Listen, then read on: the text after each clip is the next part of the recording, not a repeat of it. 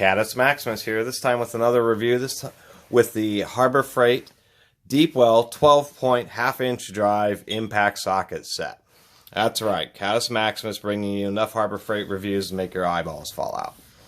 These are actually pretty nice. I mean, a lot of the hand tools have improved dramatically in quality from Harbor Freight. I do have some of the long handle box wrenches I'm going to do a review on, and they're much less quality. But these are more expensive. I believe these are running $50 on an inside track or on sale. Maybe $60, I forget now.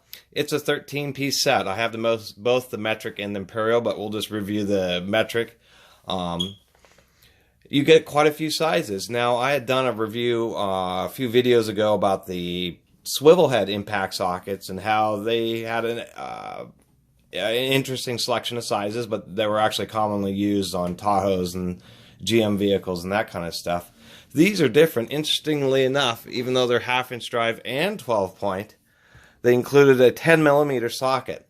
So you have a 10, a 13, a 14, a 15. I don't think they have... And then they skip 16, 17, 18, 19, then 21, 24, 21, 22, 24, 27, 30, and 32 millimeters. So those are really the common sizes. One thing to... Let me get some dowel calipers here. Nice. One thing to notice on these is part of the way they do, and I've seen this happen on more expensive brands, but one of the ways they do save a little bit of money is, say, between the 18 and the 19 millimeter here. Obviously different size sockets, but it turns out that they've used the same size die or billet. So if we measure the 18 millimeter here, we can see it's almost 1.1 inches. And you can see that's actually the same billet, same size, 1.097 inches. And just for sake, 27.85 millimeters. So they use the same die, so technically this 19 millimeter is a little thinner walled than the 18 millimeter, but they're still just fine. Obviously,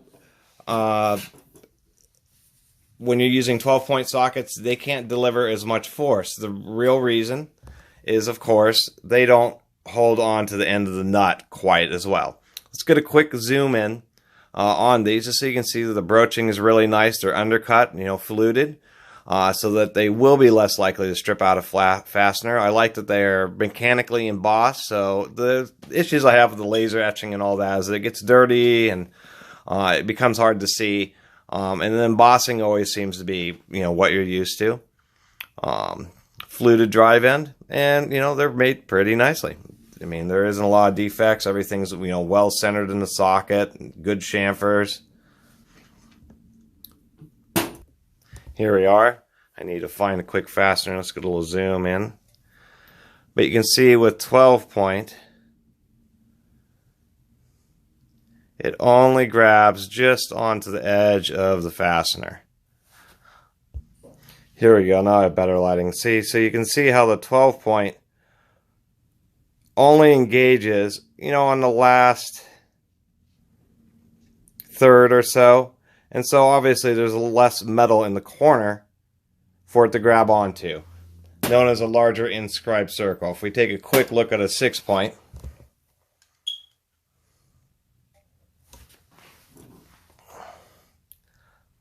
obviously there's much more surface area, and so it has a smaller inscribed circle and will turn easier. The nice thing about 12-point sockets is they're very handy, especially in half-inch drive. I didn't have any 12-inch or 12-point half-inch drive sockets, so I decided to go ahead and get this set, and it's nice because you can use them both, for hand. The point of the 12-point sockets is that you don't always have to be perfectly aligned. You can turn any 30 degrees instead of any 60 degrees, so it makes it easier in tight spots to get the sockets onto the fasteners.